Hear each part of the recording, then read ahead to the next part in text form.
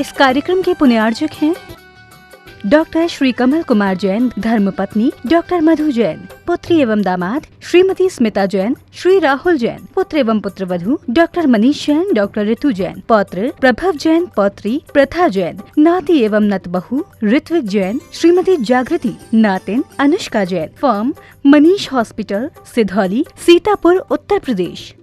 श्री रमेश चंद्र जैन, रूपलता जैन, संस्थान model public school एवं Jain model public school, Palam, Delhi. पुत्र इंजीनियर पीयूष जैन, पुत्र वधू शिखा जैन, पुत्र डॉक्टर चंद्रेश जैन, पुत्री इंजीनियर अंजू जैन, दामाद इंजीनियर अभिषेक जैन, पुत्री इंजीनियर संजू जैन, दामाद इंजीनियर संजीव जैन, पुत्री डॉक्टर हेमा जैन, दामाद डॉक्टर संजीव जैन, पुत्री इंजीनियर रचना जैन, दामाद इंजीनियर अखिल अग्रवाल, पुत्री इंजीनियर सपना जैन, इंजीनियर दामाद प्रांशुल जैन। श्रीमती मैना देवी सेठी, श्री अनिल जी, श्रीमती मीना, श्री सुभाष जी, श्रीमती सुमन, श्री सुशील जी, श्रीमती संध्या, श्रीमती राजुल जी, श्री विनोद जी, दीपक जी, ऋषभ जी, हर्षवर्धन जी, अभिनंदन जी, चहल, देव, युवान, अनिका, अरिहंत, शौर्य, रियान एवं सनाया सेठी, समस्त परिवार, दिल्ली, कोलकाता, बेंगलोर। श्रीमान रूपचंद जी, कमला देवी जैन, श्रीमान दिनेश जी, श्रीमती रेखा जी जैन, श्री दिवेश जैन एवं दिशा जैन, सपरिवार, निवासी व्यावर, प्रवासी मलाड, पश्चिमी मुंबई।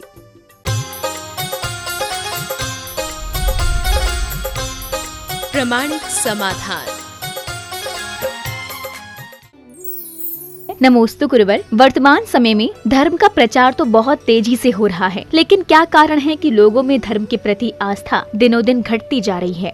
ये बात सही है और ये प्रश्न अक्सर आता है। कल भी इसका एक हल्का सा पक्ष आया था। धर्म का प्रचार तो हो रहा है, लेकिन धर्म के प्रचार के साथ साथ और बातों का कितना प्रचार हो रहा है? कभी आपने सोचा? आज से बहुत पहले मैं जब सागर में था तो वहाँ के एक पत्रकार ने एक सवाल किया कि महाराज श्री, आज इतना धर्म का प्रचार प्रसार हो रहा, आप जैसे संतों के प्रवचन नियमित हो रहे हैं, उसके बाद भी अपराध का ग्राफ रोज बढ़ रहा है। आप इस विषय में क्या कहेंगे? मैंने कहा भैया, धर्म का प्रचार हो रहा है तो पूरे भारत की आबादी में अगर विचार करो, आज के हिसाब से विचार करें 138 करोड़ लोग हैं, उसमें कितने लोग होंगे जो नियमित धर्म सुनते हों? सब धर्म गुरुओं को मिला लो, कितने? 2%? बहुत मिला लो तो 3%, इससे ज्यादा तो नहीं ना। वो भी कितनी देर? घंटा, 2 घंटा, इससे ज्यादा तो नहीं। वो भी कितनी तल्लीनता से, तो वो वही जानते, आधा मन यहां आधा मन और कहीं। बाकी 23 घंटा वो कहां रहते हैं? वो क्या देखते हैं, क्या सुनते हैं, किस माहौल में रहते हैं? ये जो अपराध कर रहे हैं, वे लोग अपराध कर रहे हैं जो धर्म से दूर हैं। गनीमत है कि आज धर्माचार्य हैं और धर्म की बात लोगों के बीच जा रही है, तो देश फिर भी संतुलित है। अगर ये हट जाए तो पता नहीं देश में क्या हो। तो हमें चाहिए धर्म का इतना प्रचार, इतना प्रचार, इतना प्रचार हो जाए कि लोगों को और कुछ पसंद ही ना आए। अपराध अपने आप कम होगा। जिस तरह से आज मल्टीमीडिया के माध्यम से चीजें परोसी जा रही है और अपसंस्कृतियों का प्रसार हो रहा है, वहां धर्म का प्रभाव आखिर दिखेगा कैसे? फिर भी मैं मानता हूं, अगर आदमी 1 घंटा विशुद्ध मन से धर्म करता है, विशुद्ध मन से, तो 23 घंटा अपराध मुक्त, सात्विकता युक्त, निराकुलता युक्त जीवन जीने का लाभ ले सकता है। हमें आवश्यकता है लोगों के हृदय में इस बात को बैठाने की कि भैया जीवन को पवित्र बनाने का रास्ता तो यही है। अब बीमार लोग दवाई ना खाए और बीमारी बढ़े तो इसमें डॉक्टर और दवा कंपनी का क्या कसूर?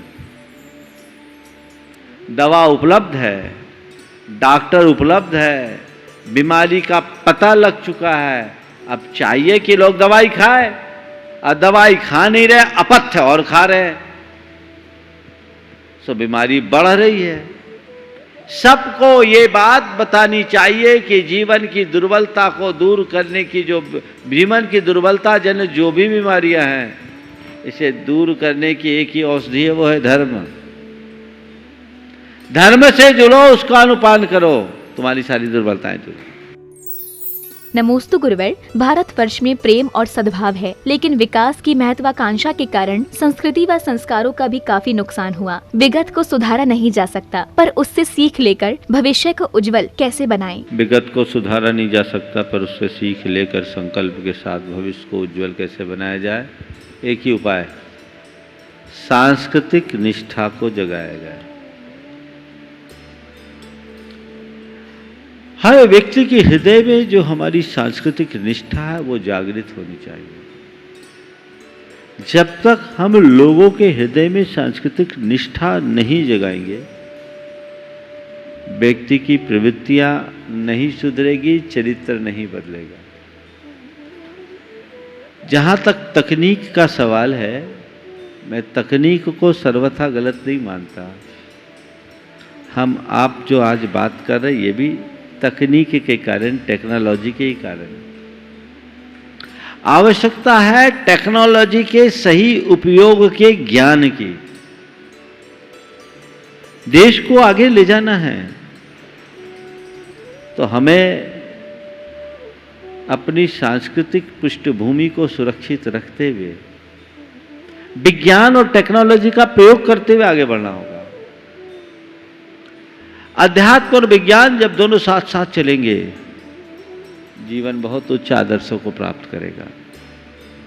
हमें चाहिए कि हम लोगों तक अपनी बात को उस रीति से पहुंचाएं। विडंबना ये है कि हमारे देश के लोगों में सोच उल्टी हो रही है। जो उनके हृदय में अपनी संस्कृति के प्रति निष्ठा का भाव होना चाहिए, उसका अभाव दिख रहा है। वो हम पुनर्जागृत करें, सब कुछ अच्छा। नमोस्तु गुरुवर, जिस प्रकार त्याग से मोक्ष मार्ग प्रशस्त होता है, क्या उसी प्रकार दान से भी मोक्ष मार्ग प्रशस्त हो सकता है? विनोबा भावे का एक वाक्य है कि त्याग से पाप का मूलधन चुकता है और दान से उसका ब्याज। त्याग से पाप का मूलधन चुकता है और दान से उसका ब्याज। त्यागी का स्थान दानी से ऊंचा होता है। त्याग सर्वस्व का होता है, दान अंश का। इसलिए हमारी संस्कृति में त्यागी की पूजा होती है और दानी की प्रशंसा। समझ गए? विनोबा जी ने एक जगह लिखा है कि त्याग शरीर को आरोग्य देने के लिए पिया जाने वाला काढ़ा है और दान ऊपर से लगाया जाने वाला मरहम। समझ गए? मैं समझता हूँ त्याग और दान दोनों के अंतर को आपने अच्छे से समझ लिया होगा। जहाँ तक मोक्ष मार्ग की बात है, मोक्ष मार्ग का मूल प्रवर्तन तो त्याग से ही होगा, लेकिन दान से उसे पुष्टि मिलती है। साधु त्यागी होता है और गृहस्थ दानी। साधु अपनी साधना में निकलता है, अपने त्याग के बल पर पूरी मानवता का कल्याण करता है, लेकिन उसको भी गृहस्थ के दान की अपेक्षा होती है, भले 24 घंटे में एक बार अन्न जल ले। यहाँ दानियों का गौरव ऊंचा हो जाता है। और इसलिए कहते हैं जैसे धर्म तीर्थ की महत्ता है, वैसे ही दान तीर्थ की भी महत्ता है।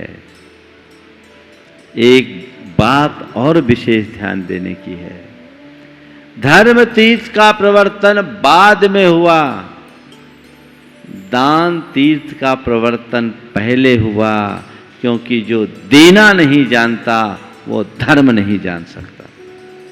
इसलिए या तो तुम त्यागी बनो, और त्यागी नहीं बन सके तो दानी बनो, पर मानी कभी मत बनो। नमोस्तु गुरुवर, वर्तमान की बदली हुई लौकिक शिक्षा के प्रारूप पर विद्यार्थी जनों को अपना ध्यान किस प्रकार केंद्रित करना चाहिए? शिक्षा का पैटर्न बदल गया, अपना कंसंट्रेशन को ऐसे बढ़ा, अब तो ऑनलाइन है सब। ऑनलाइन में तो फिर क्या है, कहीं टच हुआ तो इधर से उधर हो जाता है, बच्चे उतने सहज नहीं हो पाते।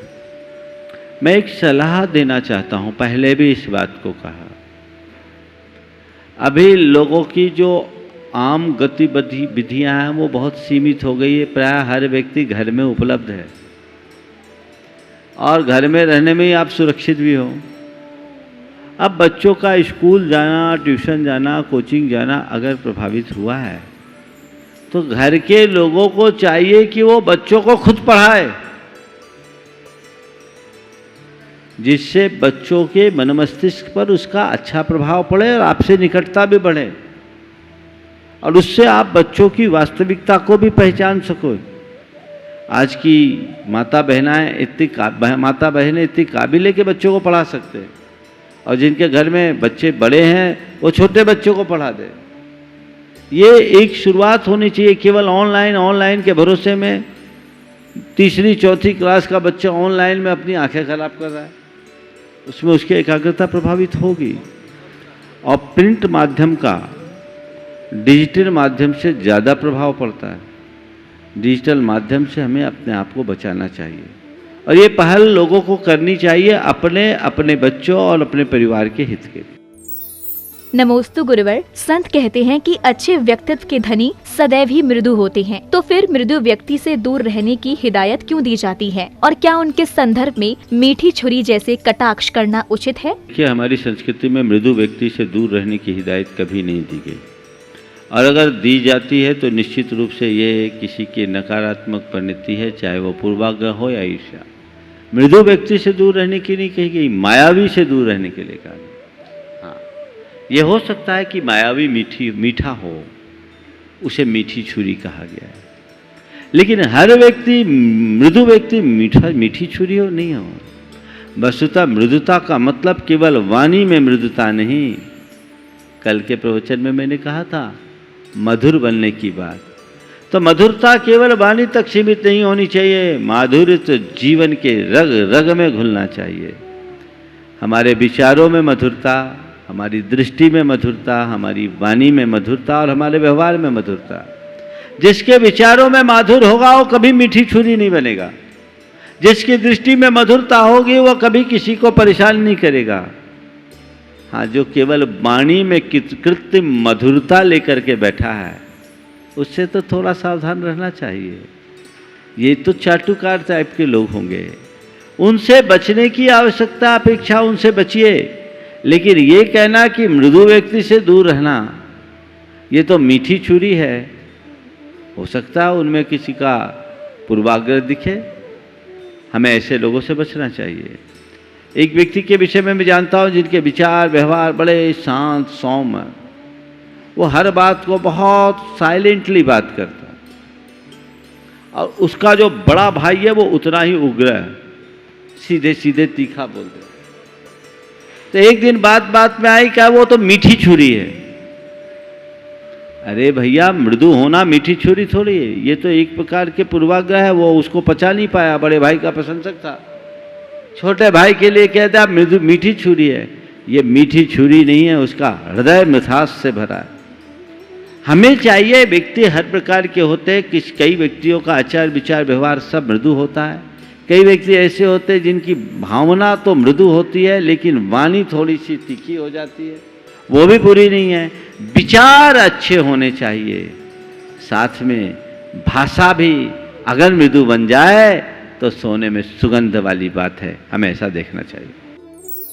नमोस्तु गुरुवर अल्प शब्द वाले कबीर एवं रहीम के दोहे महापुरुषों के विचार और आचार्य श्री के हाइकू जीवन की दिशा और दशा को बदलने में सक्षम है, जबकि विद्वानों के बड़े बड़े लेख व भाषण उतने प्रभावकारी नहीं है, ऐसा क्यों? देखिए, एक दिन यशपाल जैन कटनी भी आए थे, बहुत बड़े साहित्यकार हुए, हमारी पुस्तक के विमोचन के लिए आए थे, जैन धर्म और दर्शन के, जबलपुर में 1997 के जनवरी माह की बात है। उसमें उन्होंने एक दिन बहुत अच्छी बात कही थी कि विद्वान और संत में बहुत बड़ा अंतर होता है। विद्वान जो बोलता है वो शब्द होता है और संत जो बोलते हैं वो मंत्र होता है। ये यशपाल जी के वाक्य थे। विद्वान जो बोलता है वो शब्द होता है क्योंकि उसमें केवल एक विचार होता है, और संत जो बोलते हैं वो मंत्र होता है क्योंकि उनके शब्द हमारे विचारों को स्पंदित करते हैं, उनका हर शब्द उनकी साधना से सिक्त होता है। मैं समझता हूँ आपके प्रश्न का उत्तर इसमें समाहित हो गया। नमोस्तु गुरुवर, चतुर्थ काल में राजा महाराजा अनेकों स्त्रियों से शादी करते थे, यहाँ तक कि 16,000 से 96,000 तक रानियां होती थीं। तो क्या सभी स्त्रियों को आत्मसम्मान मिल पाता था? देखिए, प्रश्न बहुत गहरा है। चतुर्थ काल में बहु विवाह की व्यवस्था थी, बहुपत्नित्व रहता था। आपने कहा क्या उस समय औरतों को आत्मसम्मान नहीं मिलता था? मैं कहूँगा उस समय के जो लोग होते थे वो इतने का बहुत अच्छे से निर्वाह भी करते थे, उनके पूर्ण आत्मसम्मान का पालन करते थे। चतुर्थ काल में औरतों का, स्त्रियों का जो आत्मसम्मान था उसका तो यही प्रमाण है कि स्त्रियों के लिए स्वयंवर होता था, पुरुषों का कोई स्वयंवर नहीं हुआ।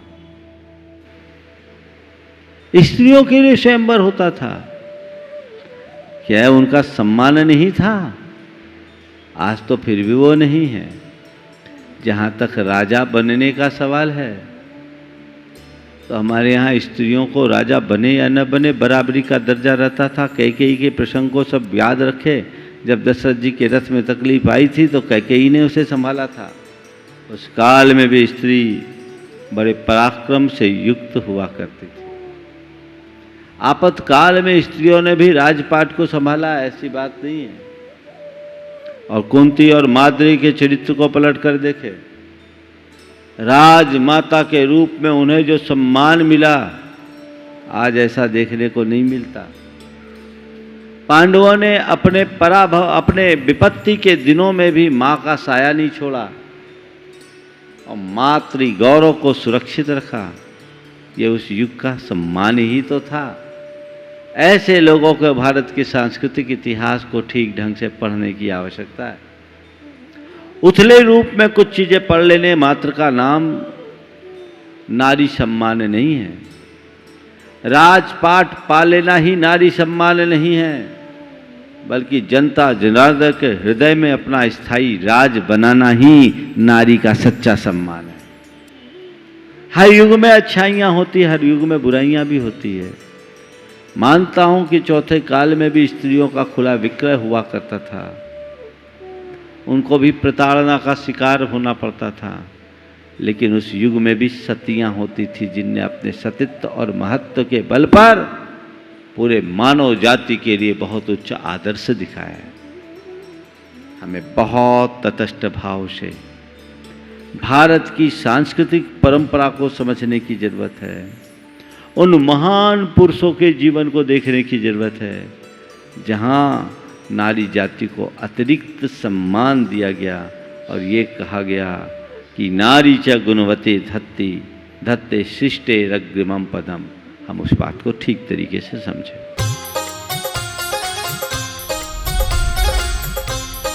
प्रमाणित समाधान।